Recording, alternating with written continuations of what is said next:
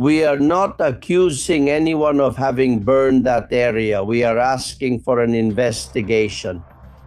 It's clear that there are companies, and they're all multinationals. Some of them are multi-million-dollar investment funds that had interests in those places.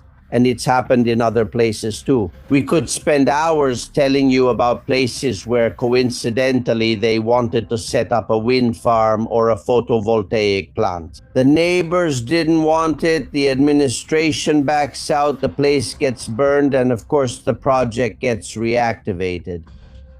They had to bring in, as you know, 60 firefighters from Germany with their equipment and everything from Germany. And I was at the fire station on duty, watching TV, hearing that there were no firefighters, no personnel available, when there was a list at the Diputación de Bajo Fire Department with more than 200 of us volunteers, about 210 volunteers, and we hadn't been activated. What? When the order is to run away from your house like a coward and let it burn, all a Spaniard with guts has to do is stand there and put out the fire or fight against it. Because interestingly, they're defeating it, because man against fire, when there's bravery and courage, can handle it. And they're proving it, just like they've shown in other places. But this thing about confining everything and acting as if we were a herd, kudos to those citizens and those mayors who have been on the front lines, like Agustina Dragon and Maria Pita, defending their properties, because ultimately those properties will be sold to vulture funds for business.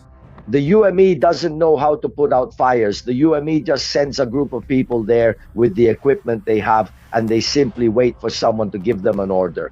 When suddenly the engineer who actually knows how to put out a fire in the forest needs to move the forest brigades from one place to another, he asks the UME. The UME has to ask their commander. The commander asks another commander, and that one asks yet another commander. It has to reach the general so he can say, well, now these UME guys should move from here to 2 kilometers over there. By the time they arrive, either it's a disaster or the fire is already out. The UME is useless for putting out forest fires. It doesn't work. It's a sham. It's a lie.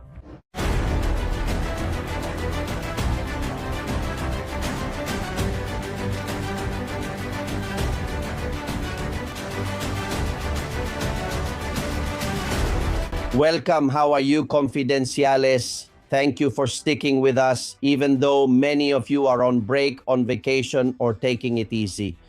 We'll be here at a slower pace during the month of August. I'm even thinking about taking 5 days off, which would be my first in 4 years, but it depends on how things are in the country. Thank you for your affection and support. Look, the other day a friend was telling me, how can we know where the next forest fires are going to happen? You have to read the BOE, the official state gazette. I told him I don't get what you mean. What are you trying to say? I know that until today it's only been a rumor on social media. Nobody talks about it publicly in major media, much less gives any explanations. The political class, they don't seem to wear más tabús. Bueno, pues son exactamente los que nos gusta desarrollar aquí, tirar del hilo. So many from the mines. Where will the next fires be? Brother's bulletin. And in the end, you see, they turned out to be true. We wanted to find out what strange things surprised him. And resultaron ser verdad. I don't understand what there is to say publicly announced in the official state gazette about photovoltaic installations or wind farms or battery collection centers. Less explanations, not just any. Where the next fires will break out, energía solar, cualquier cosa, forestry ones. Who has it? And after analyzing it in detail, I can say that today it is publicly difficult to run social bulletins about it. We started in Teruel, fewer media, explanations 1,025. They look alike.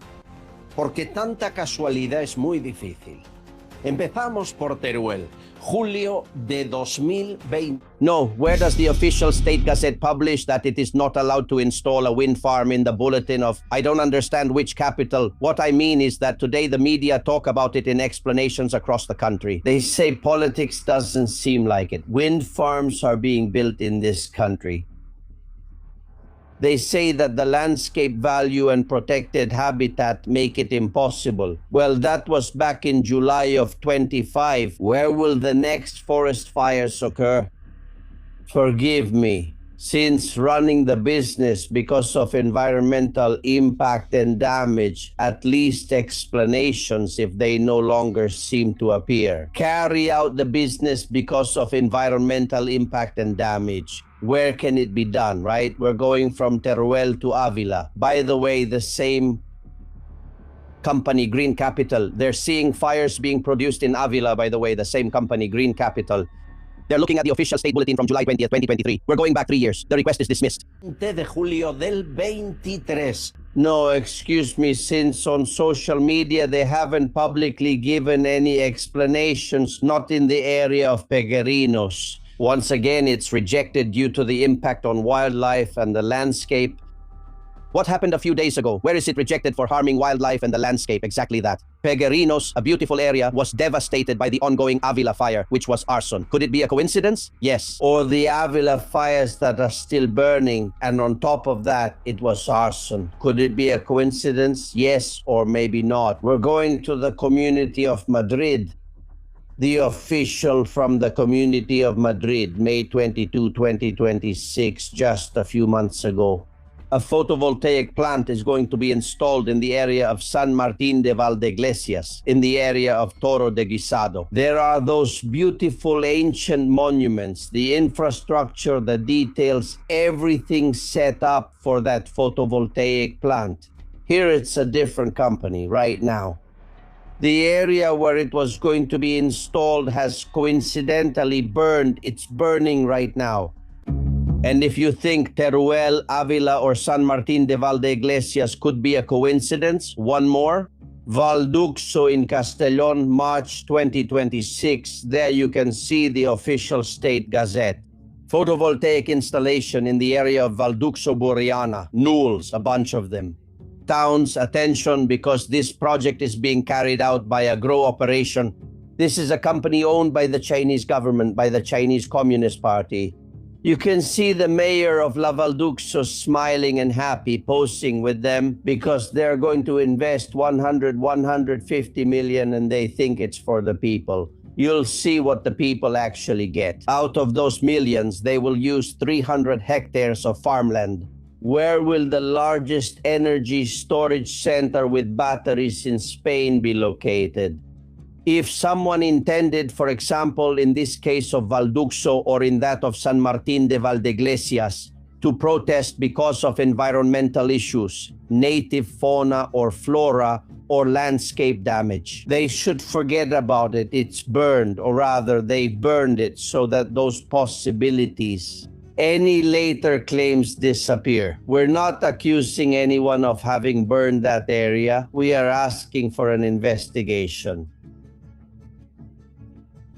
It's clear that there are companies, and they're all multinationals, some of them are multi-million-dollar investment funds that had interest in those places, and it's happened in other places too. We could spend hours telling you about places where, coincidentally, they wanted to set up a wind farm or a photovoltaic plant, and the local residents didn't want it. The administration backs out, the place gets burned, and of course the project gets reactivated.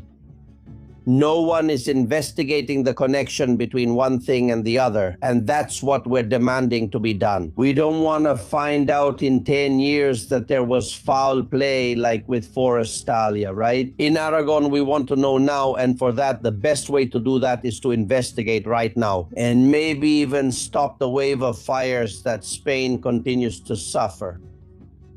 We're not asking for much, just that everyone does their job, the prosecutor's office, the civil guard, and also the judges of the National Court. There's more, and our first guest is a firefighter who will tell you about and expand on this and other information related to what's happening in Spain right now. Yes.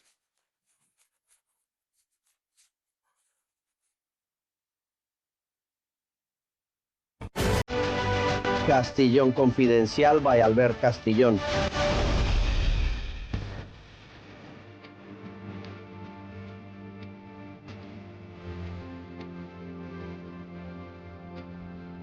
What's happening in Spain regarding the fires? Why are they being fought so poorly? The firefighters They say they're at the limit of inefficiency, ineptitude, bad contracts, and low salaries. It's not the best day to talk about working conditions, but that also affects how fires are put out. How is it possible that the calling to put out fires, to help others, people end up being undermined by inept politicians who ultimately use forest management as a weapon against their opponents, asking for money and serving political interests? David Bombero, how are you, my friend? How's it going? Hello, good to see you. I should see you putting out fires now, but they won't let you, right? Well, no. The truth is that we've had all kinds of complications in many ways and in many forms. Like you said, with the administration, since I'm involved in a legal process, like right now trying to gather, right? I had a group of volunteer firefighters, professional firefighters volunteering to go up to Avila because I'm from Badajoz, and there were firefighters from Cordoba, firefighters from Badajoz, from Cordoba, Badajoz, parts of Spain to go up, but it hasn't been possible. Taking action is very difficult. To begin with, how is it possible that in the villages people have to go and make fire breaks, and you can see Hume nearby just waiting there because he has other orders that are failing here? Well, first of all, man, the problem is that, have you ever worked closely with Hume over these 20 years? And really, the only problem is that Hume is an administration that depends on the government. So in the end, they're military and they follow orders. It's not that the people who make it up are unprofessional, but they do depend on what they're told and on orders from above. So in the end, if they're told to stay put, they do. And if they're told, as I've been told, that they have to protect only homes, houses, and towns, then they let the forest burn. But it's very hard for people to accept that because we've seen so few people. There are places in the Tietar Valley where no one has gone and they've been devastated. Only the people from the village were protecting them. From what my colleagues who are there from Madrid and elsewhere tell me, well, I know firefighters from all over Spain, and they tell me that they've just been left there. They have orders to evacuate, to stop, and for the civil guard and others to evacuate the villages so there are no victims. But really, they haven't been told to stay without, to do nothing. I mean, to do nothing either at the fire, at the center of the fire in some places, or in the town. I mean, if the fire reaches the town will burn. So that's why I started to form the night before last a group of professional volunteer firefighters to try to help, to go up and try to use and try not to. I mean, I was already in contact with Cesar Salen, the creator of Cofire, as you know, and I had talked to him to get liters of Cofire, and use them to do it.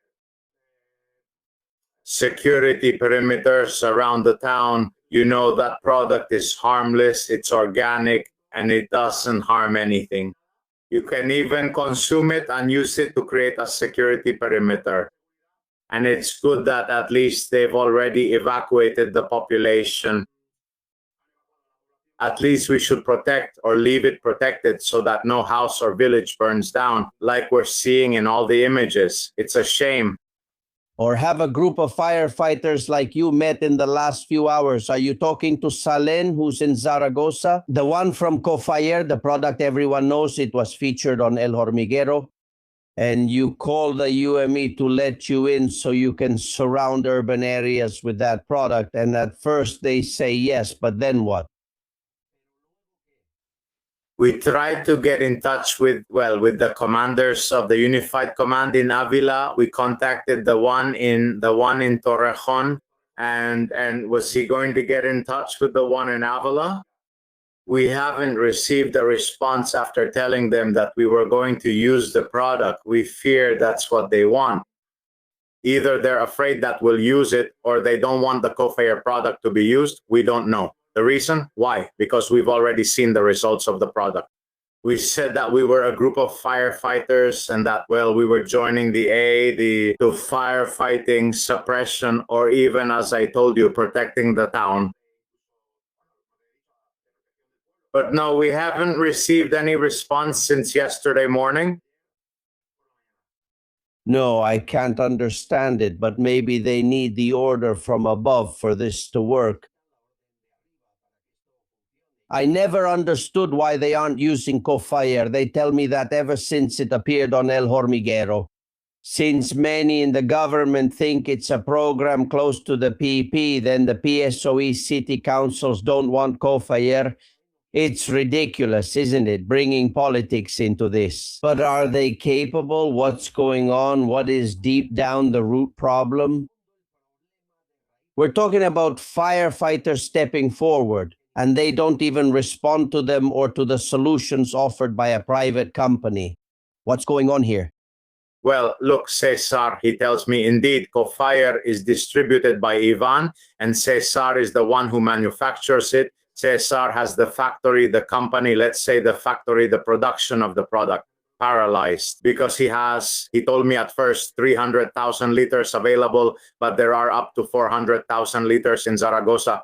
So that any firefighting service in Spain that wants to can go and use it. I mean, have it available. What's going on? Well, no, I mean, we're talking about 4,000 liters of that product, you see, is equivalent to 80,000 liters of water.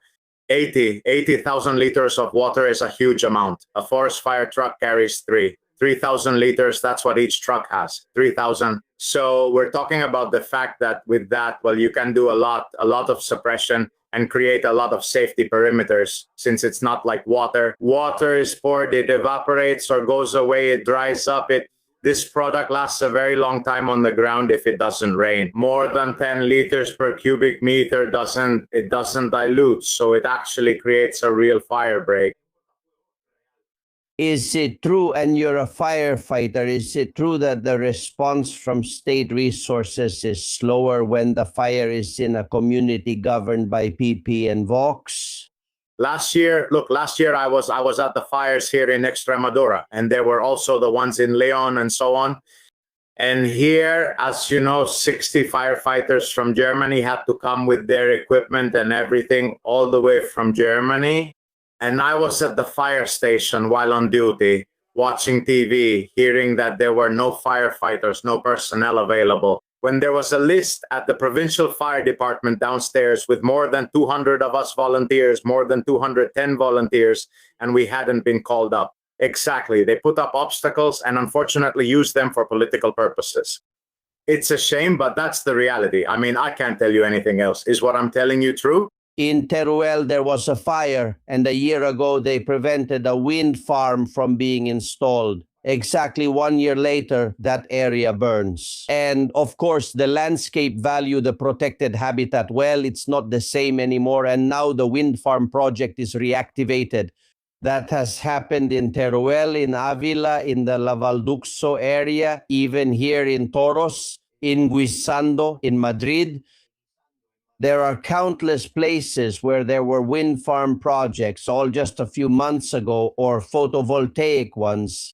And suddenly now, since the landscape damage is already brutal, those projects are being reactivated. Do you think there's something shady going on, David?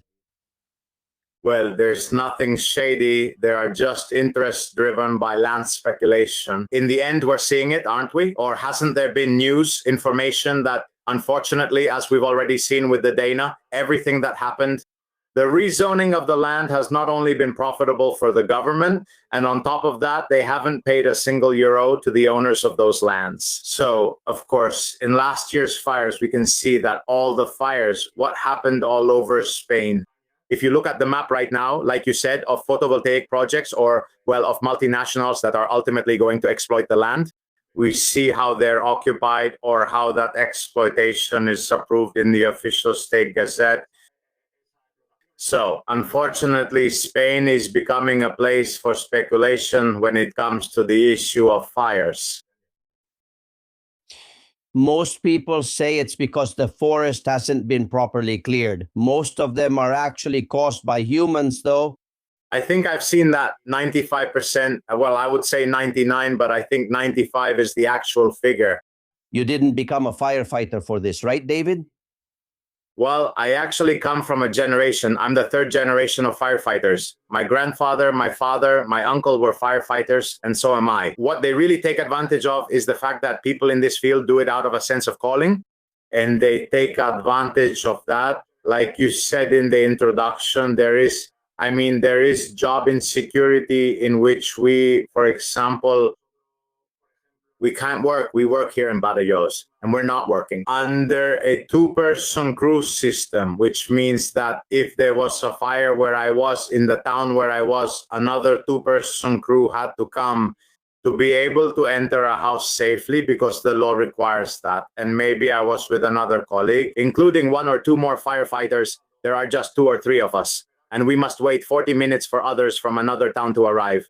Enter a burning house safely. So what happened? In the end, the colleague who was there and I would go in, because we do this out of a sense of calling and above all to protect personal property, but especially to protect people. So they take advantage of them, they take advantage, but I'm not talking about any one specific case. In Extremadura, in Badajoz, well, it's pretty much the same in Huelva and in Madrid too. The same job insecurity. It doesn't matter if it's PSOE or PP. This has been happening for many years.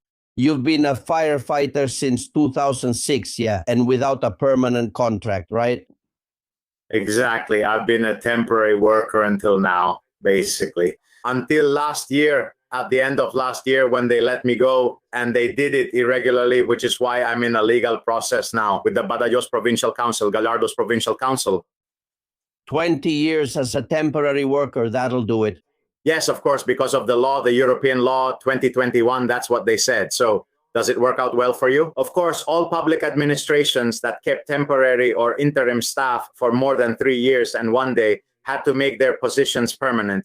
After passing several civil service exams and even being first on the waiting list, right now I'm out on the street and I'm fighting to get for them to recognize my job insecurity and to reinstate me, etc. All the administrations are required to give you a permanent contract. The European Union required it, but of course, to do it. They knew they had to pay a certain amount of money for the days worked, and since they don't want to pay it, they keep appealing or they fire you as they did, we believe, illegally in your case. That's the same in Extremadura as in Madrid, as in any autonomous community. This isn't just a fight against the fire. It's the fight against brutal political negligence. You've been a firefighter for 20 years, your parents, your grandfather. This is the worst time to protect the forest in Spain. It's the worst time because of the laws they've imposed and, the laws from both the government and the environmentalists. You can't pick up a pine cone to light the fireplace, something that people used to do before. You really can't clear the forest or cut the brush, or you can't graze livestock in the forest. So, of course, this is the worst time because this leads to what's happening now with these third-generation fires. And it's the consequence that for them is climate change, which is absurd when we're in Spain and you see the rest of the world. Climate change only exists in Spain. France is just starting, but Spain has dealt with climate change for years. Come on, man. These are the laws that have been imposed on us and that, first of all, are clearly suffocating the primary sector and the livestock sector. And without being able to herd, and it's the consequence of stopping all the forests and everything. So that's what happens. If you really allow free grazing again, as I said, you can clear the brush again, you can clean up the forest again. Well, they can't have a third-generation fire. I mean, we can't see a third-generation fire. We quickly turn to another option with the firefighters, and it gets put out either way. What happens if they let it happen? All of that? Well, in the end, they have uncontrolled fires or fires that are hard to control, and the land keeps burning and they can speculate on it. That's my personal theory, and that's what I've been seeing and what my experience tells me. David, stay strong. Keep your spirits up. This needs to change, but starting with Moncloa and then the management of the regions and municipalities. And we have an invention here like the Eco Fire, and we don't pay any damn attention to it. That's how things go for us. That's how things go. Thank you for speaking out and telling us about it. Big hug, my friend. Absolutely. Thank you so much, Albert, for all the information and everything you give. All right, greetings. We're waiting for you at the House of Water with Vichy Catalan sparkling water. By the way, our friend David, the firefighter who just appeared on the show, is on Albice's team as a contributor. But I'm saying this because here we don't do like Channel 1, which brings a firefighter as a prop. And it turns out he's number 2 on the Podemos list in Leon for Izquierda Unida Este. Because as we said last summer, I invited all those people who deny climate change to come work with us. It's Juan Carlos Gonzalez. Well, he's a politician. He wants to be a politician. He put on his firefighter uniform because he's also a firefighter and went there as a firefighter. Channel 1 does this a lot when there are nurses, doctors, any profession. The thing is to put pressure on those in power. The worst part is probably the caption of this video you've seen because it criticizes Vox. It goes against climate change, insults, says things, far-right hoaxes against climate change, putting Vox in big letters there, right? They always take the opportunity to try to manipulate public opinion, which is what they did with this firefighter. Just like they do all day and all night. Don't pay any attention to them. We're in a national emergency, so why should we worry about Cintora, right? Besides, it's not true that so many people watch them. They say they're leaders, but how? Like Tesanos' CIS and the PSOE, nobody believes it. Well, let me greet 2 experts today who have a lot to share, and one of them has experienced a fire like the one we're seeing now. Francisco Vendala, Lieutenant Colonel, how are you? Well, I'm fine considering the circumstances. I'm burned, I'm scorched, I'm outraged, and I'm fed up with what we're seeing. But other than that, I'm delighted to be here with you, Alvar. Delighted. Me too. You have to tell me what the UME is doing. We have a lot of videos of the military emergency unit just standing around, not acting, while the neighbors do their work. Tell me about it in a minute. We'll look at some images because it's concerning. Guillermo Rocafort, Doctor of Economics, and he experienced the fire in Tenerife in 2023. How are you, my friend? Well, it's a pleasure to be here with you and with Mr. Francisco Vendala. And honestly, yes, this is a fire. With Sanchez, there isn't a summer without a massive wildfire. And I experienced this firsthand in Tenerife, being a witness, and I investigated it. How did they let the island burn with the UME? Of course, and without doing absolutely anything. They just allow the area to be cordoned off and let everything inside burn. And in Tenerife, the fire. The core lasted from August 23rd, I think, until mid-October. We're talking about 2 months. They let everything burn because they don't fight the fire. They just set up a perimeter. They confine it, as they say nowadays, like with COVID, and let everything inside burn. I find it truly shameful. That wildfire response policy, I think it's third world. I think it's treacherous. Well, it's happening. Now we're seeing the exact same thing. You all are sending me a lot of videos, each one more interesting than the last. For example, I want you to see these that Ana Maria and another friend sent me. From El Tiemblo in Avila, everything is devastated. There's nothing left but ash. Let's listen. I told you 2 or 3 days ago, and look at the result. Here it is. Greetings to all the confidenciales and long live Spain. Cheer up, my friend, from La Adrada in Avila. You'll see all the neighbors working and no one from the military emergencies unit. Well, here, right by the fire, with no one from the military emergencies unit, just the people from the village, who are the ones who stayed to try to save something. Here you see it, the people from the village, neither the military emergencies unit nor anyone else. The 100 of us who stayed, 50 of us are from the village, and to hell with it. It might burn down, but it won't be because of us. We're going to try everything we can. We're in deep shit. You can see the image of the military emergencies unit truck below and the whole village fighting with whatever they have. There are more images being sent to me from Adrada of the village mobilized with tractors, with trucks, For example, the firefighters you see there are local firefighters, not the ones sent by public agencies. That's exactly what you're telling me. There were people who got angry and stopped a vehicle from the military emergency unit and told them, no, don't go that way. The fire is on the other side. Are you the same truck I saw up there, or are you the same people? And up there, on the upper line, on that road, there's no one left. So where are you going to wait for the fire when it gets here? That's it. The fire, that's it. The fire is there? I haven't seen it over there. Maybe I'm wrong. Look, I'm not recording you. No, no, no. It's going to run me over, damn it. Look where the flame is, damn it. Look at them. Look where the flame is over there. You're leaving. Okay, you're leaving. Okay, very good. Great. This is the military emergency unit. This is the military emergency unit, damn it. Look, the military emergency unit is a great organization. It has saved many lives, but it's military. Vendala. Do they follow orders, in this case, from Margarita Robles' government, I mean from Sanchez?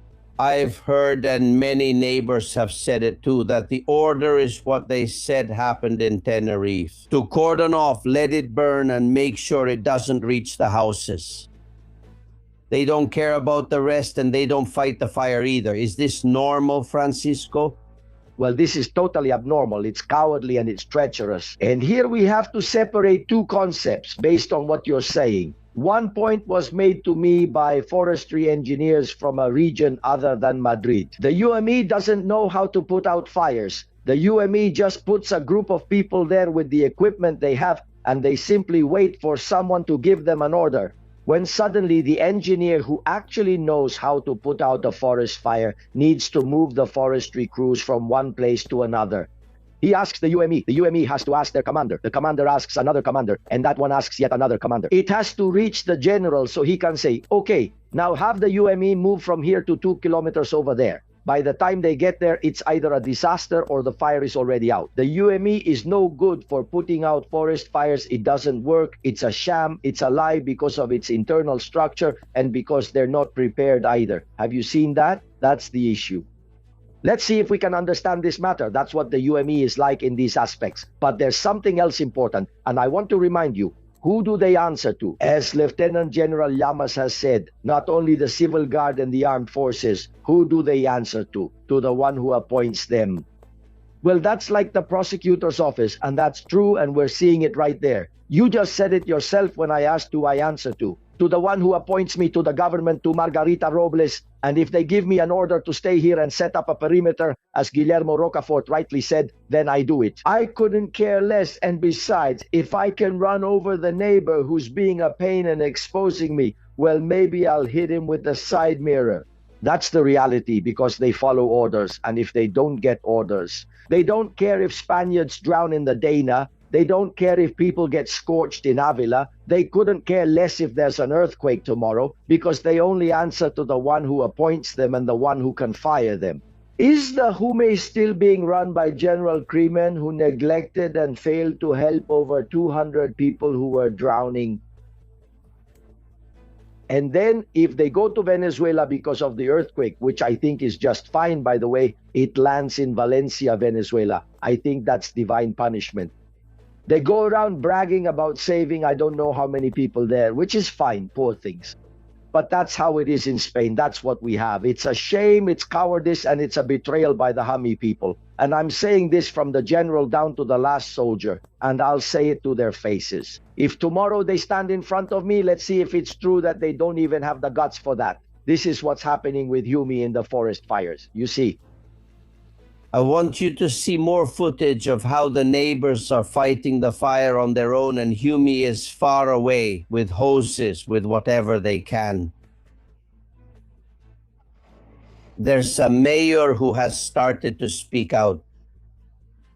Look, I'm telling you the truth because he's not from the PP. Because if he were from the PP, he'd probably show blind obedience, right? He used to be from the PP. And now he's with an independent local party. He's the mayor of Navas del Rey. He spoke to Onda Cero. Listen. My town is still out of here, and I'm surprised that it's full of TV cameras. I mean, Are my neighbors finding out or going to find out that the town has burned on all sides on TV? It can't be that they don't let the neighbors into their homes, that they've lost everything and it's full of TV cameras. It can't be. It's outrageous, and so we're outraged. We're angry. 100% of our town has burned down. More than 100 houses have burned. This isn't being handled well. If the results are bad, does that mean it hasn't been studied? I have a lot of people from the sports center. They've been there for 5 days. This burned down 4 days ago. Everything is destroyed. They won't let us in, and my people are very angry. People are about to explode. And the worst part is that they're evacuated and watching on TV as a reporter stands in front of their burned down house. That was the only thing they had in their lives. This can't be happening. Today I arranged to meet a colonel who was supposed to visit my municipality, but no one came. There haven't been any resources here for a long time. Hold back. Don't let anyone in. We try to protect lives, or at least hide how poorly we're working. Someone needs to come here and bring some order. And please, someone take all these TV cameras and get them out of here. It can't be that they see their homes on television and we're not letting them in here. It just can't be. Thank you very much. Mayor. And he hung up the phone. He was fed up. Do you think, Guillermo Rocafort, that they don't let people in so there won't be a public backlash fueled by widespread anger? It totally happened. Let's remember the same thing during the Dana, because let's say Ruben Gisbert, Horizonte, and other brave people broke through the blockade. They go with their subsidized TV channels, with La Sexta, with Telepedro, to create the narrative. They told us very recently that the fire was under control, that they were very optimistic. And the latest news is truly terrifying, truly terrifying. The only thing they care about is propaganda. The UME is the military unit. It has been about propaganda since it was founded, and it still is. In every disaster they've been involved in, it seems like they arrive everywhere, and that's absolutely a lie. I have a lot of respect for the military, but I advocate for the dissolution of the UME and for their personnel to be integrated into other military units. Because this whole thing about the military firefighter, that doesn't make sense to me. It seems really strange. And in the end, they've become Margarita Robles' circus monkey. The UME is Margarita Robles' Praetorian Guard. The television says all kinds of nonsense about the fires, like the other day. Diana Moran, because of the fire she's seeing in Castellón, in Valdunson, and she has someone from the UME behind her. I mean, they've really become the pretext for the climate change narrative, and it seems like they're showing up everywhere. We're seeing that the Praetorian Guard line is a lie, because you can't take care of 500,000 people with 50 personnel except for the flock of the PSOE who believe it. Because it's Robles, they believe it because they've got the TV channels everywhere saying the UME here, the UME there.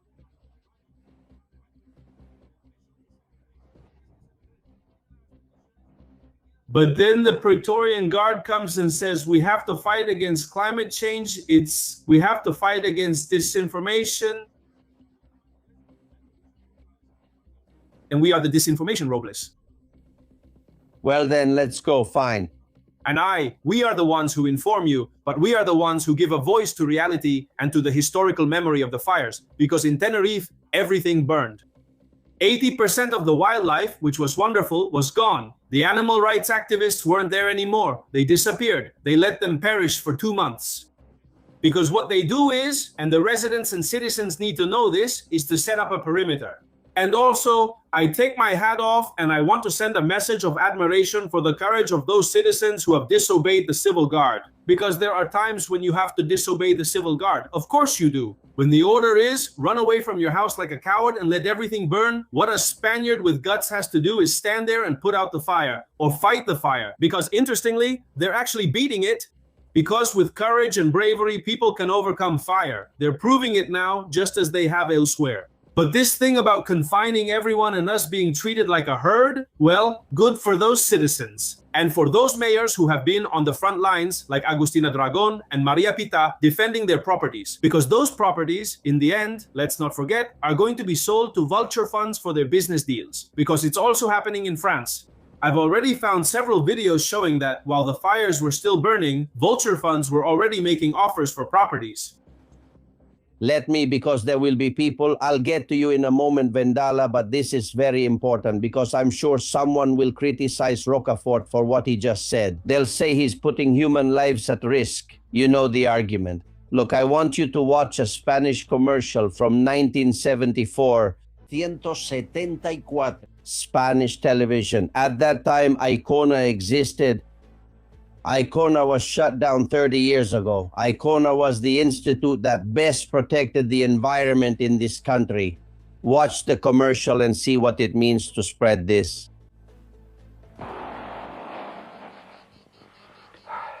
It's a man driving his own car wearing a tie and he sees a fire. I've seen a fire nearby. What can we do? Let's go right away. We can put this out ourselves. Look for a farmer. What if we hadn't Been able to put them out ourselves? Then we would have had to notify the forest ranger, the mayor, or the civil guard right away.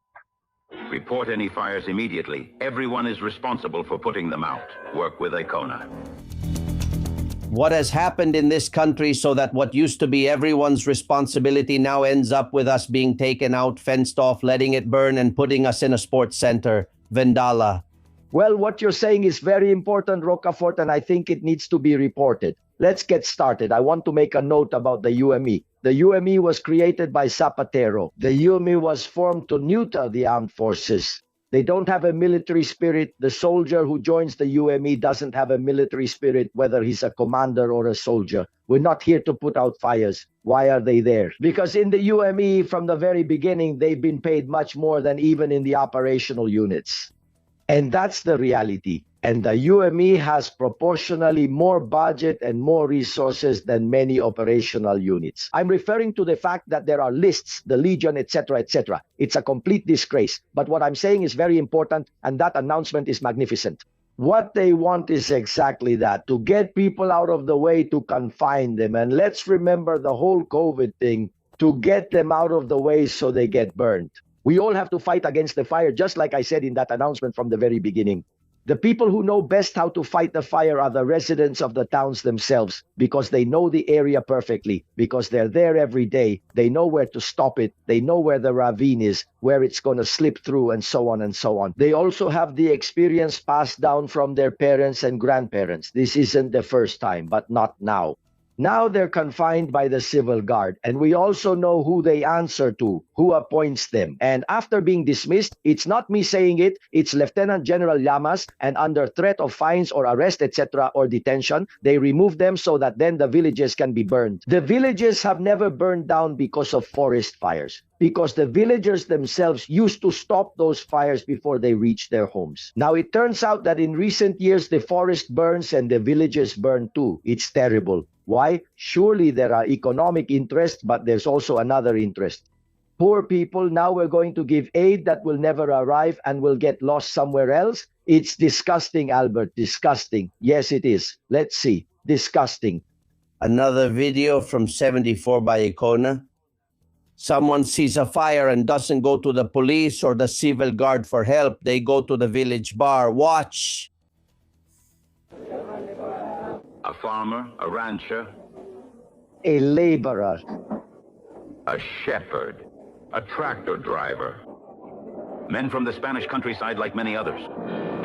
Men willing to help when the scourge of fire puts our shared natural heritage in danger. It's worth considering to whom we owe the possible preservation of our forests. Everyone should know who the dedicated collaborators of Icona are. All citizens should join this effort that aims to save the future of our children by collaborating with Icona. Look, gentlemen, it's obvious that we're not asking anyone to risk their life or lose it here. Of course, there has to be someone to coordinate the tasks, including what the people in the town are doing. Isn't it true that tractors and plows are requested every time there's a fire so they can make fire breaks? Well, there's a legion of people willing to help with chainsaws, with brooms, with water, with sprinklers, hoses, whatever they can. If someone coordinates that action, of course, a lot more can be done than what is currently being done. As of today, that's prohibited, and when many towns do it, we've seen images, they get in trouble, they get fined. Come on, I mean, I've seen on public television this weekend that they were practically being insulted, saying they were putting human lives at risk, Guillermo. So the one who's acting like a hero is already being labeled as unsupportive because you're not following orders, right? Exactly. That magnificent video from Icona in 1974 was precisely about dignifying the people from the countryside. Later, under the post-78 regime, what they've done is make fun of and ridicule those people just because they wore berets or went to the bar to play cards and have a vermouth. They were already considered cavemen. Those were the people who knew how to have fun, who created community, and when the time came, they all came together. When the bells rang, they went to put out the fire. And we're talking about the farmer, the rancher, the laborer, the one who drives the tractor, in other words, people from the countryside. And that's what happens in the end. We're also going through a process that's affecting us in the cities. It's called gentrification, which means pushing the native population out of urban centers. Gentrification is also occurring in the Spanish countryside. I don't know if they're going to bring in illegal immigrants or set up photovoltaic plants backed by vulture funds, but that's what's happening. Of course, this is a direct attack against rural Spain, which is resisting as best it can, but they want to wipe it out through fires. Because it makes no sense that year after year, we keep seeing these truly terrifying numbers. Additionally, they keep blaming everything on climate change, even though this has always occurred. But listen, fires need to be put out in the first few minutes. And who can put out the fire in those first minutes? The people who live there. What are they supposed to wait for? Are they supposed to wait for the military emergency unit to come from Castellón or Torrejon? That's exactly what happened in Tenerife. They went almost 12 hours without any immediate response. So does that immediate response have to come from the Spaniards who live specifically in rural Spain? And those are the ones who are currently, as Albert rightly said, being stigmatized and ridiculed by shows like Jesus Cintoras and those fake unionist firefighters. They put on the firefighter's uniform just like anyone puts on a doctor's coat, and in doing so, they end up contaminating everything like a cancer that can't be stopped. No, well. And not just Spanish television. I've seen on Telemadrid a lot of people waiting to get into their town to take care of pets, domestic animals, or to pick up medication. And they were waiting at the door for 15 hours. Meanwhile, a journalist would go in and out and there wasn't even any smoke. Those things are hard to understand. But Albert, I saw something that really got my blood boiling. And it's when a man who was overwhelmed, distressed by the situation with his home, because we're talking about housing, and we all know what the housing situation is like in Spain. Yes, then at one point it seems a civil guard officer is going to find him. I mean, let's see. If the civil guard or the UME or whoever is in charge isn't able to handle these situations with a bit of tact and a gentle touch, honestly, they're unfit to wear that uniform. Hey, allow me. This helicopter you're seeing is the Kamov, Russian-made. Guillermo Rocafort, no, we talked about him here yesterday, but that's because he told me about it. These are the ones Spain bought. They bought 8, right? Yes, well, they ended up having 10 Kamovs, that's right. How many are flying? Because they're only for firefighting. They're the best there is. For firefighting, this is it. For firefighting, how many are flying over Spain this summer? 0, just like their treasures, 0. And all because they're Russian, and due to the embargo, they don't allow bringing parts from Russia. Can you explain to me why in Portugal they're flying and putting out fires? Let's see. The Kamov is indeed the best helicopter for firefighting in the world because it can carry more water than a Canadair seaplane. I mean, just so we know why. Because it has double rotors, it doesn't have a tail rotor, it has double upper rotors, which gives it a lot of stability and a lot of lifting power. In Andalusia, with those crews, they called the Kamov helicopter Saint Kamov. Why? Because they said it put out all the fires. What's the reality? That as a result of the European Union's sanctions against Russia, we basically shot ourselves in the foot. I mean, well, we act all tough and say, now I won't buy spare parts from you, so now the whole forest is going to burn, and Portugal does buy them. And Portugal does. Of course. Well, in Portugal, the thing is that they, from what I've seen, because here we have to be transparent and always tell the truth, they apparently have reached agreements with Ukrainian companies. To me, it doesn't matter if the Kamov is Russian or Ukrainian. And they want to start? Me neither, especially since we've given Zelensky 17 billion euros as a gift. And what Kamov has he sent us, at least in Portugal, where they're smarter than the Spanish, at least for the last 50 years, they have several operating. And they work very well because a Kamov at any given moment, like during a fire, like the one in Avila or Madrid or Toledo or Castellón in Valduso, it arrives and puts out the fire immediately. It puts it out right away. It dumps water on it. Come on. Yes, another example, the Canadair. The Canadair is the classic seaplane, the one we always see in yellow in Spain. They tell me that these arrived in Spain in 1971, and that they're the same ones we see flying. Is that true? Yes, that's right. And also a Canadair. The Canadair seaplane was also an Air Force program when it was the Air Force, and it was involved because now I don't see Air Force helicopters anymore, just like I didn't see them during the Dana storm, putting out those fires or saving Spain. The Air Force should generally ensure everyone is okay. Well then, when there were officers in Spain, they went there, did the tests, and brought the first one back on a trip that was like the Plus Ultra. Yes, the famous Plus Ultra. A flight, with one of those seaplanes, they had to land in the Azores, from the Azores to Getafe. Well, they brought it here. By the way, it was inaugurated in 1971 by Felipe VI when he was a 3-year-old child. And the first public event he attended in Spain was to inaugurate the first seaplane that the Generalissimo brought to Spain. Since then, they've used the same series, and the model is still the same. Of course, it has had some adaptations. Before, it used to be piston-powered and later got a more modern engine. But when it comes to the bodywork, the capabilities, the strategy, and the way of fighting the fire, it's the same as what the Generalissimo had. By the way, back then we had, I think, as far as I know, 25. And now, the other day in May, Sanchez told us that we have 14 and we have 7. 7, and they're originals from Franco's era. So what's this about? This really is historical memory, isn't it? We put out fires, right? They're not interested in this here, and they won't even put up a plaque. I've received a lot of messages and also some criticism that really worries me, like Carmen's. I've received several, like Carmen's. Carmen is in Avila, an area with fires. We live in the city of Avila. And I have a very close relative who went as a volunteer. He went to the Red Cross and to the forest agents in Avila to offer himself as a volunteer to help put out the fires. And they asked him, and what can you contribute? And he said, look, I'm a soldier, I'm on vacation, but I've been in the army for 18 years. I've dealt with all kinds of materials, fires, medical supplies, and so on, a lot of things. And I also have an off-road vehicle where I can help, to carry things, to transport. He left his phone number. Yes, well, we'll write it down. He's still waiting for them to call him. You realize, Vendala, how upsetting this is for that man, how many people want to help. This happened during the Dana storm. It's the same thing. And they tell them, we'll call you, but in the end, maybe it's true that they wanted to burn, right?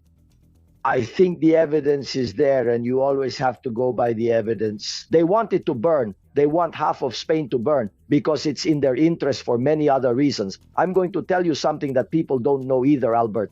Until 1983, 1 year after the socialists came to power, with the People's Party, it was exactly the same. The COEs were distributed throughout the mountainous areas when summer came to do guerrilla training. They had 2 purposes and 2 written missions. One, their guerrilla training, and the other to set up in pairs 2 men in strategic locations to watch the forest. For what purpose? First, in case a fire broke out naturally, but also to see if they spotted any suspicious people, in other words, arsonists, taking advantage of the night and so on. Since people in the villages knew about this, the COEs are here, they've been deployed, no one knows where they are, they blend in, there weren't any arsonists to begin with. And when a fire or something minor broke out, they would immediately notify by radio, inform the fire crew, notify the mayor, and the village would put it out right away. It was also another way to fight fires. Well, in 1984, the COEs disappeared during the summer. It seems they don't need to practice or do anything, or maybe they're just no longer interested. And you have to leave the field open to arsonists. I don't know if there are many or few, either then or now, but this is a reality, and I'm telling you because I know it personally, Albert. It's just impressive, the amount of things. Like in 87, when Icona was abolished, But the People's Party has never been interested in restoring it, but rather the opposite. Let the Taifa kingdoms of the autonomous regions each do as they please, creating borders within Spain. Another complaint we received on the program's phone line, the fire reserve of the Sierra de Salamanca. Take a look at its condition. We are in the very heart of the Sierra de Francia, Salamanca, in this case at the bridges over the Aragon River. And this is how we have the water reserve for firefighting due to the whim of the guard from the Tajo Hydrographic Confederation. After 40 years of operating and providing service against the fires that occur in the area, he has forbidden us from lowering the gates. Subject to fines of 1,500 to 7,000 euros because he says the fish have to swim freely. Empty, completely dry. If something happens in Salamanca, my friends, now you know who to blame. We also hear that the Juca Hydrographic Confederation, which like all confederations depends on the Ministry of Ecological Transition, it does fine city councils up to 300,000 euros for cleaning or clearing forests without authorization.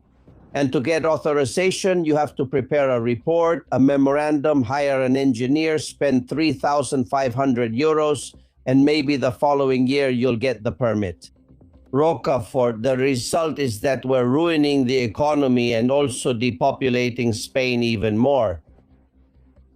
When they ask why we don't repopulate the villages now that many have fiber optics and internet connection, well, because of things like this, right? The bureaucracy.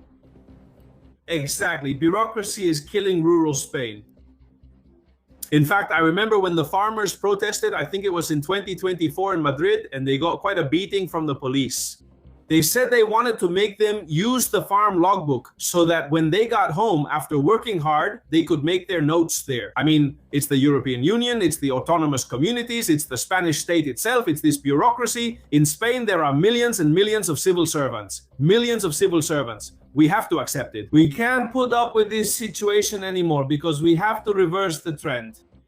Because also, what's the point of having 3 million civil servants if when you really need them as public employees, it seems like in the end, they're not there. They're not there. I would also like to focus especially on a truly sinister figure, the government delegate in Madrid, Francisco Martín Aguirre. This individual delayed the declaration of a national emergency for several hours because he was asking the community of Madrid to prepare a little report for him, even when hundreds of hectares were already burning. The extent was already known, and the situation was truly desperate. That is in the Juca River Basin Authority. What can we say about him, about Mr. Miguel Polo, the real person responsible for the flash flooding, for not giving warnings, for hiding information? And what about the one from the Tagus, the one who forbids water refill points when they're necessary? That is, all that rabble, why rabble? Spain needs to do a real purge in the administration and clean it of ideologized and useless people. I would also like to focus on the Secretary of State responsible within the Ministry of Ecological Transition, who is in charge of the water bombers. What a failure, and what a big lie to say that there are 14 or 15 available, and in the end, there were only 7. Ultimately, all state infrastructures are failing, including those of the autonomous communities, since they are part of the state. Why say there are 14 and then there are 7? Why do we have 8 Kamov helicopters on the ground, most of which are at an air base north of Alicante, and we've even geolocated them there? Because the trolls, the bots, the haters of Oscar Lopez and Oscar Puente were saying it was a lie or whatever. An account on X called Charlie claimed they're here and posted a photo. No, there aren't any helicopters to put out fires, but since Sanchez arrived in Castellón yesterday for an official visit, look at that huge helicopter. That's how he arrived, because he can't set foot on the ground. In fact, the weekend he was with Ayuso. Ayuso arrived by car and he by helicopter. He can't set foot on the ground. Luckily, some neighbors from Castellón did us the favor of greeting him for us. Susas.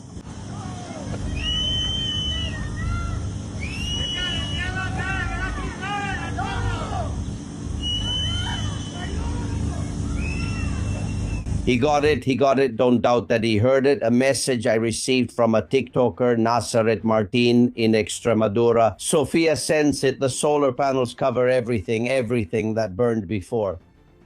This is Extremadura's Dehesa in the 21st century. Extremadura's Dehesa. Here you have this. If you see it on the satellite, it gives you goosebumps because it stretches. I mean, as far as the eye can see and beyond. We have places like this all over Extremadura. This is just an example I have here nearby for you to see. It's just hectares and hectares and hectares and hectares. And more hectares, look, as far as the eye can see. Everything. Everything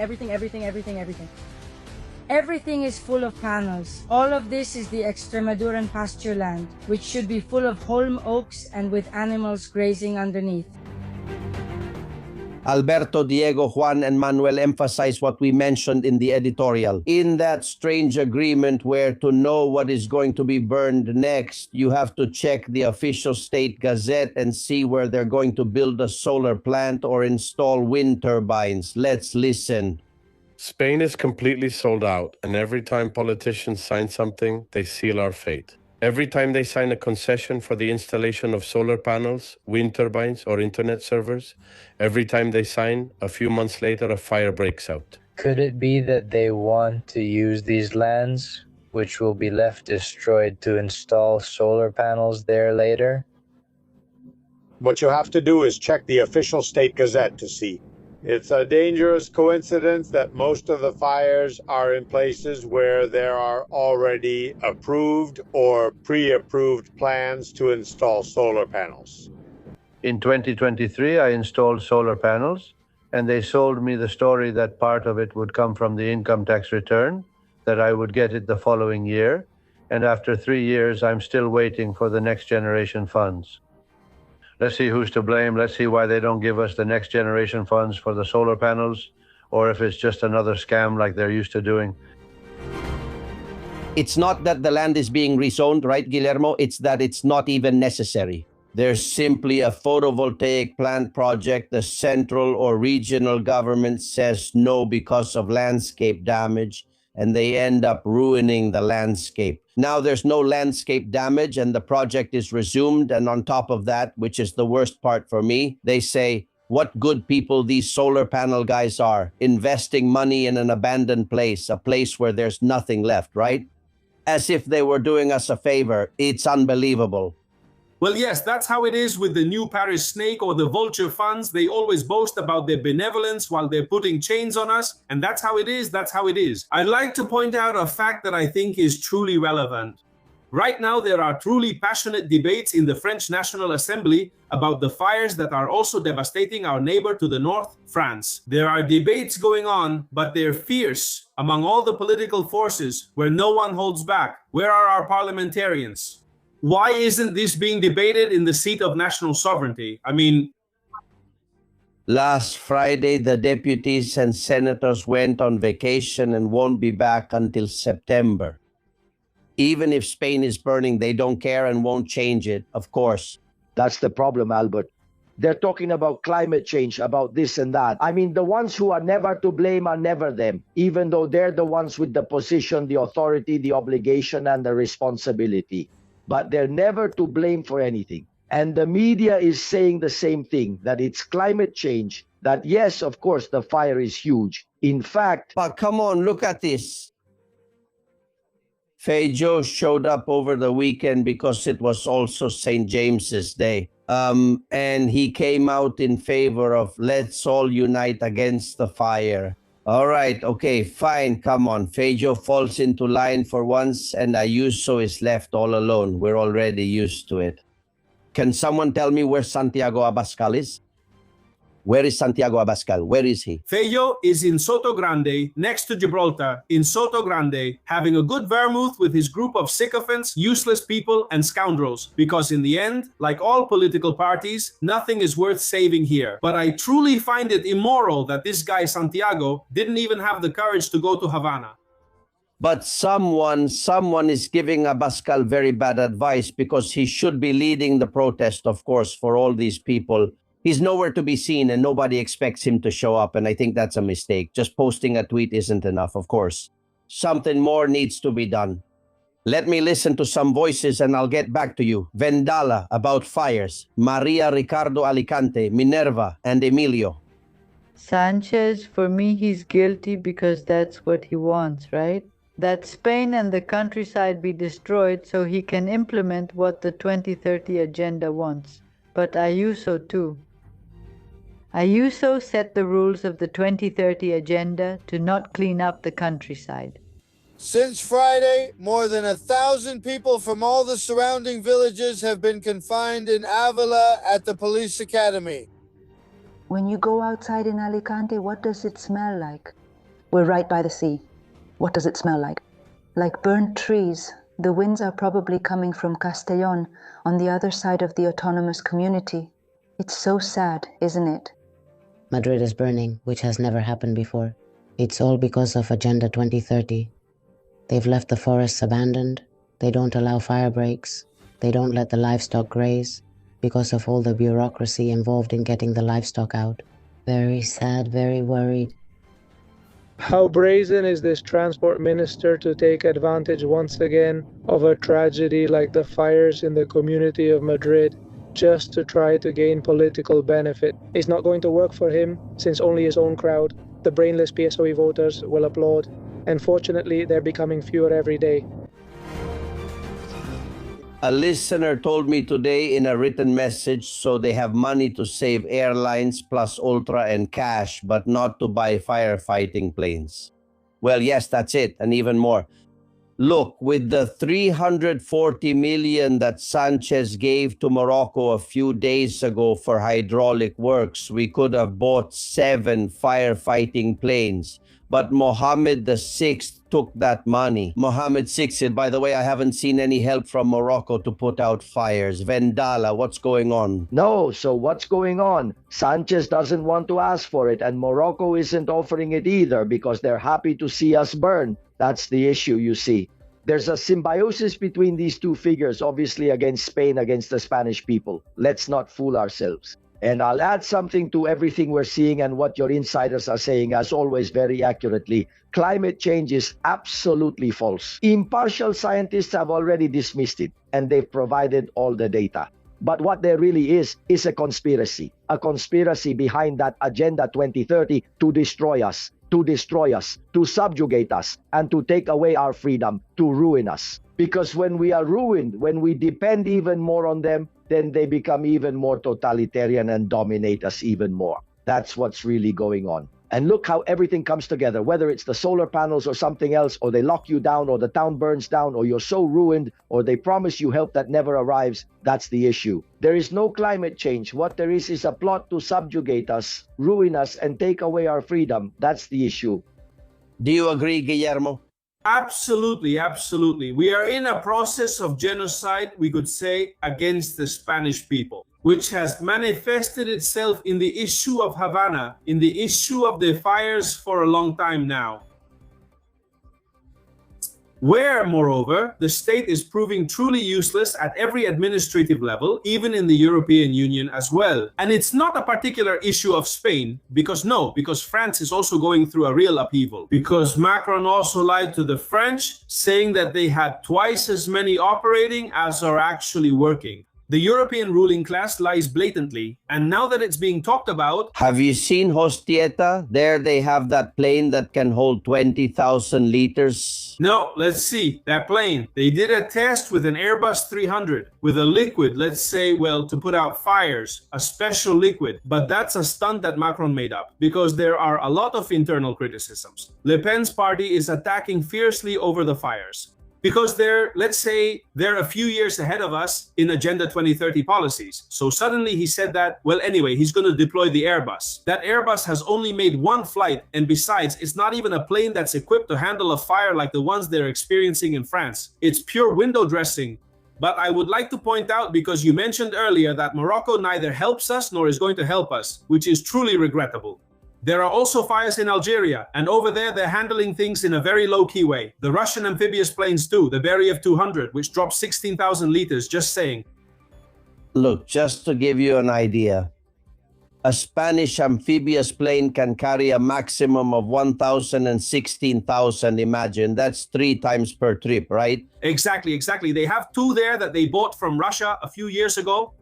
And another very interesting thing, and this is something that should make all of us do somersaults here on the screen, somersaults of joy, is that it turns out the sanctions are not being imposed by the Biden administration of the United States because of the conflict in Ukraine.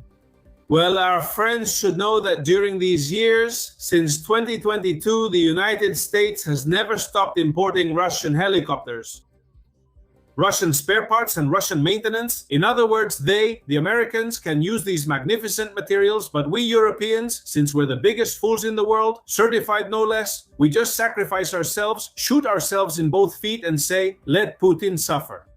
Just so you know, in the United States, there are no sanctions against the helicopter industry, spare parts, or maintenance, and they're operating at full capacity. In California, for example, where there are so many helicopters, they're being used to fight fires. So why do we in Europe want to be the coolest? By the way, there's also something else very interesting that's not being addressed. I won't go on for too long.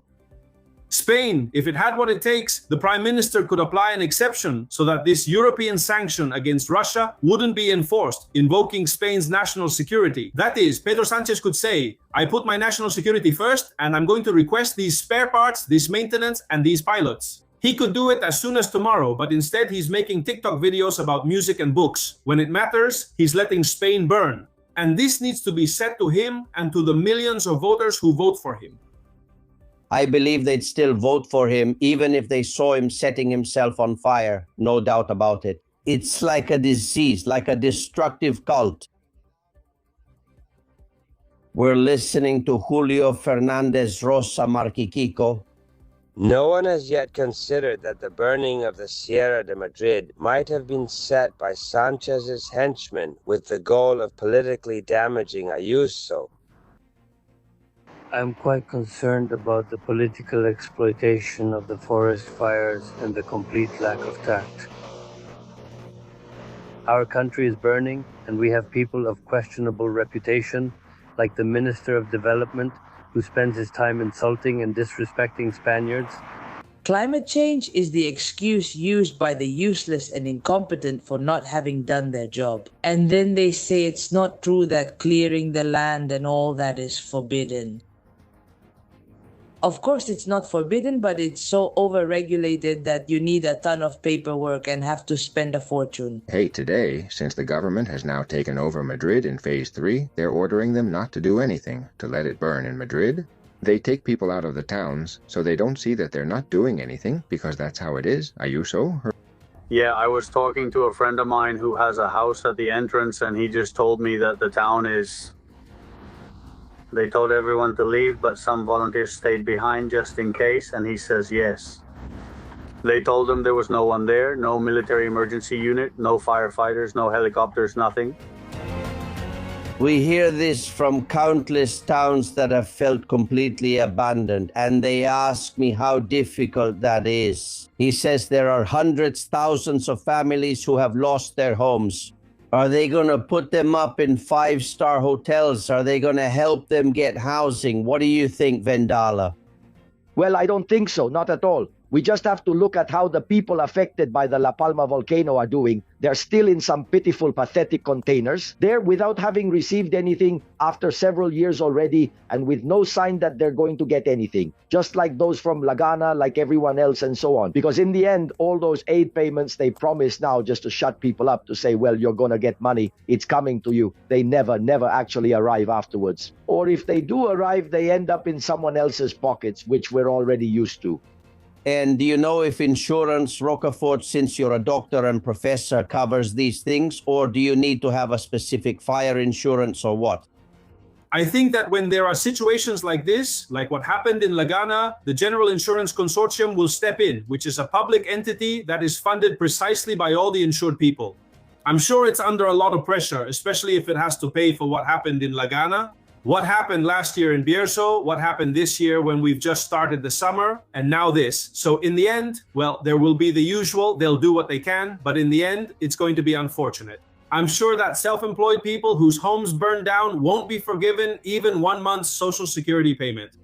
For the self-employed, I'm convinced, just like during COVID, you were stuck at home in lockdown, but still had to pay. Pay because we have to support this bunch of slackers who are the ones that got us into this situation. And it's one of two things. Either we get rid of them or they're going to keep getting rid of us. That's a message. I'm saying it from a political point of view. But we need to remove them since this is unsustainable. It can't be that government delegates are the most sectarian, most useless people, which is what we've seen with the government delegate in Madrid. We've never been this deep in the trenches as we are these days, gentlemen, because we have to defend ourselves. We're defending ourselves with words for now, but we're defending ourselves. In Marbella, they took to the streets on Sunday. I want to congratulate Marbella and the organizers for what happened, because at the very end of July at 8 in the evening or late afternoon, it's not. It's easy. And from 130 civic organizations, there was my dear Sofia de Borbon, there was Marcos de Quinto, a lot of people, and honestly, congratulations. The more cities hold marches for dignity, the better, because that's what we're losing at a rapid pace. Dear Rocafort, your next book, Two Fires 2026. No. Yes, after Havana and the great success it has had and the great reviews and the informative work, well, I've been collecting this since what I experienced in Tenerife, and I'm going to finish it in my next book because I think that in the end, this is one of two things. Either we get ahead of the stories from Tintoras, Santolala and Javierito, or in the end, they're going to create this idyllic image of the future under Sanchismo, and we can't allow that. We have to resist with programs like yours. With other resistors, and I think a book is needed that demonstrates the absolute failure of fire prevention policies from multiple points of view. And how? Here, and I'll say it now and get ahead of it, there's also a cesspool in the firefighting services, and we're going to investigate it, because what a cesspool it is. It has forced us into something worse than other condemned cesspools. We'll investigate it, Albert. No doubt. Bendala, will we ever see the military emergency unit that does its job properly, that doesn't depend on a politician, that serves the people who it owes its duty to, not the ruling party, right? I don't think so, because as long as they keep thinking, internalizing voluntarily, and because it's in their interest that they owe their loyalty to whoever appoints them and can remove them, then we won't see it. It would take an internal catharsis, a brutal self-examination from each of them to say, we're sinning, we're betraying, we're cowards, we owe, and we will owe our duty to Spain and the Spanish people, not to the one who appoints me and who can remove me. Hopefully we'll see it soon, that personal catharsis, and these talks we have together here every day will make someone reflect. It's a pleasure. Thank you both. We'll continue. That's still burning, so be ready because I might need you at any moment. Thank you very much. Very well. Take care. Congrats on the book. Thanks and hugs. Paco, yes, gentlemen. In a minute, we'll go to the newsroom and there's more. Take care.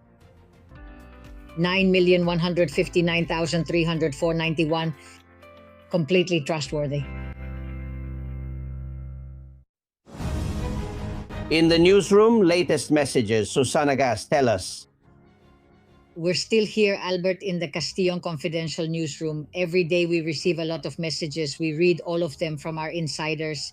This is the case of Chairman, who explains to us and says that all Spaniards should know that the autonomous communities only serve to divide Spaniards and also to ruin Spain in times of emergency.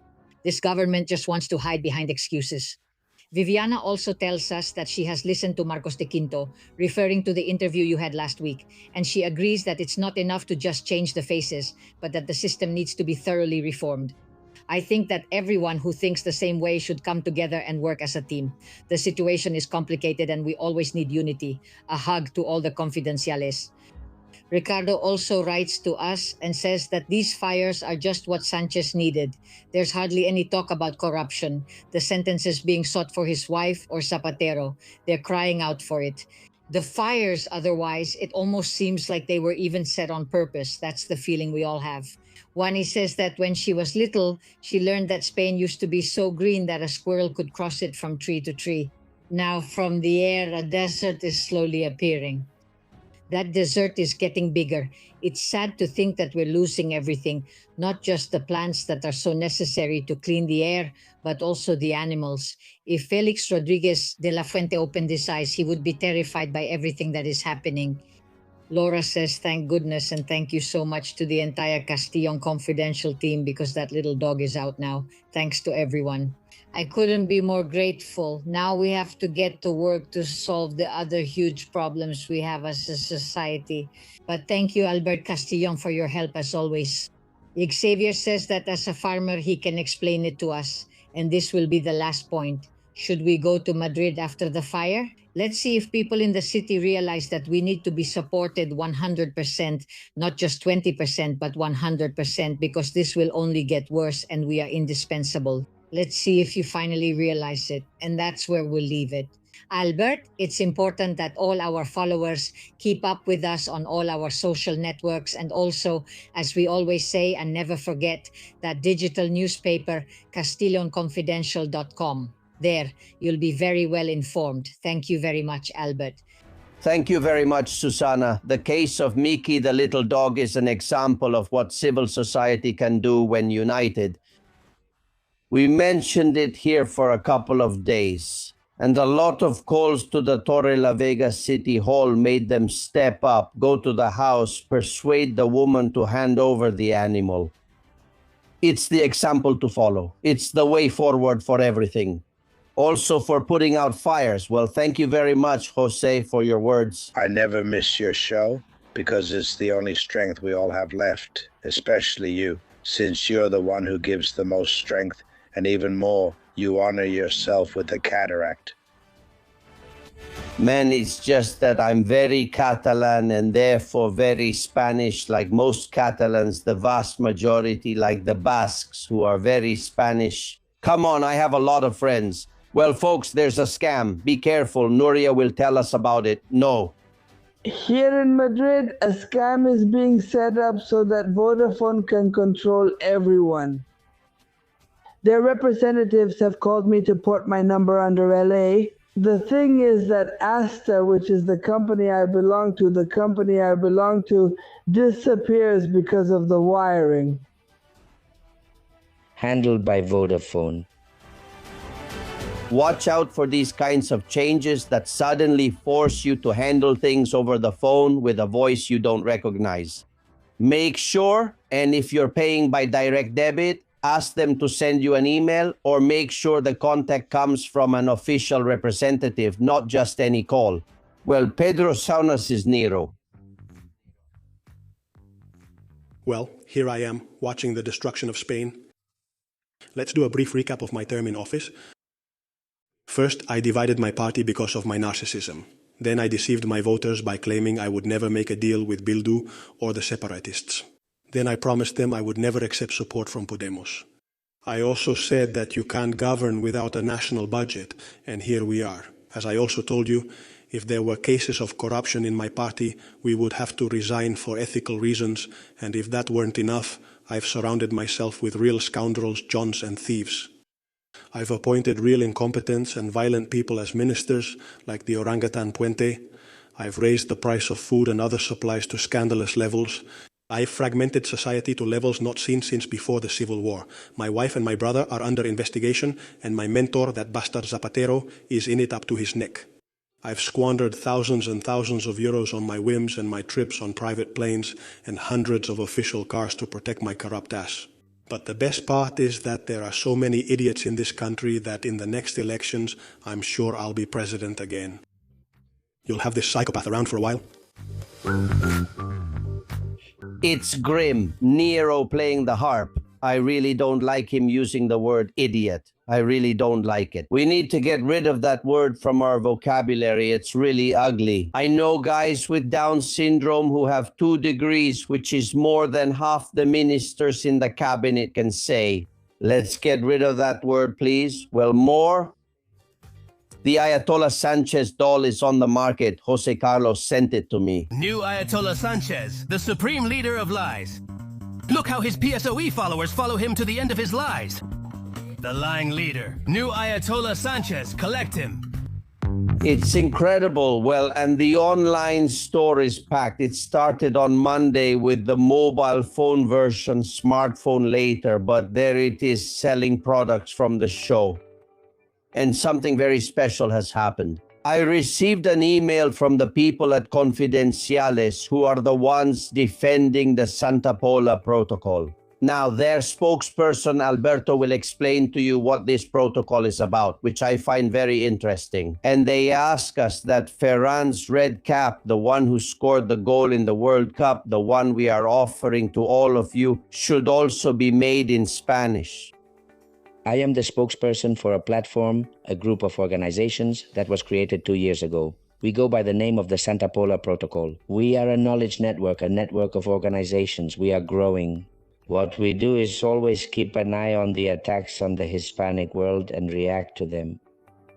Enough of being ignored, of being constantly humiliated, because we are a civilization based on human dignity, much stronger than other civilizations that came later. We must keep standing up for those actions repeatedly. Alberto Abascal, spokesperson for that Santa Pola Protocol. No sooner said than done. I think it's a great idea. Some news sites were asking us to do it.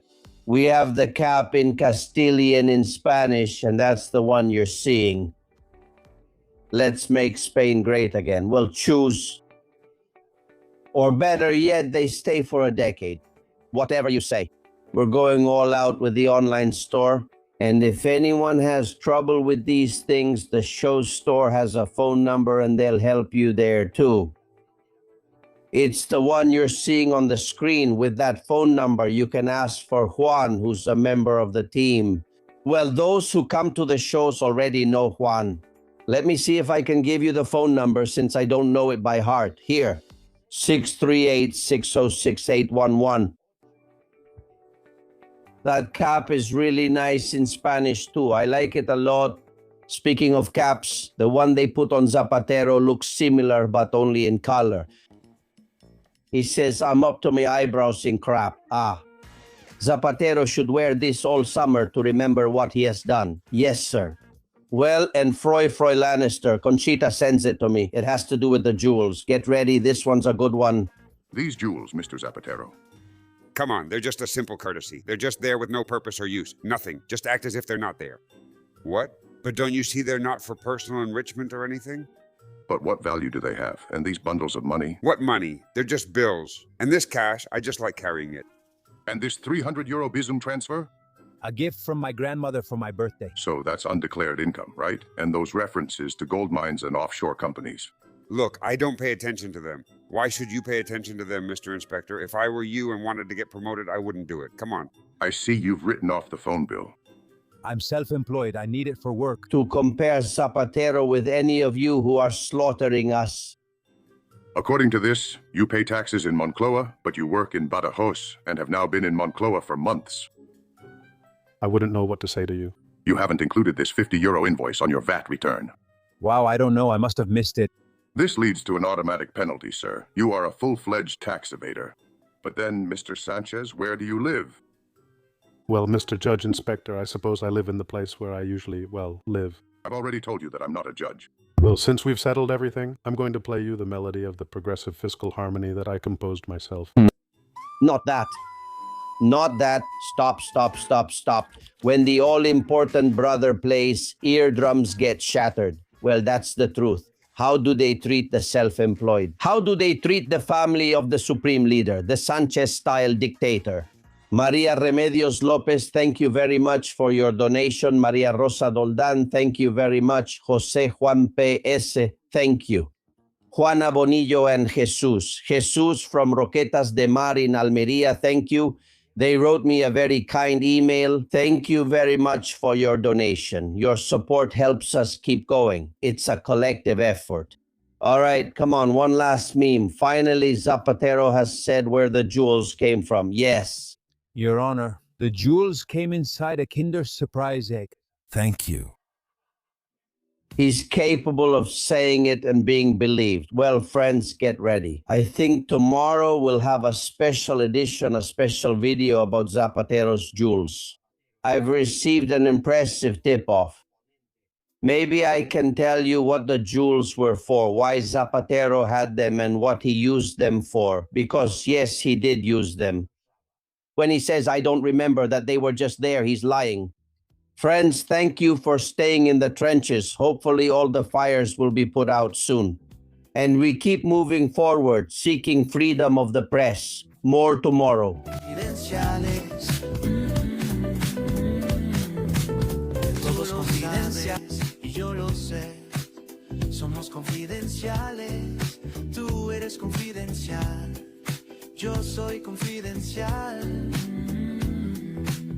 Todos confidenciales, todos confidenciales. Pero solo para mentes abiertas y para gente despierta. Desde la trinchera, las balas silban y no hay manera de salir allá afuera. Aquí la libertad tiene las alas de cera. Albert Castillo, Susana Gash, Tucci Castillo y demás. Muchas gracias.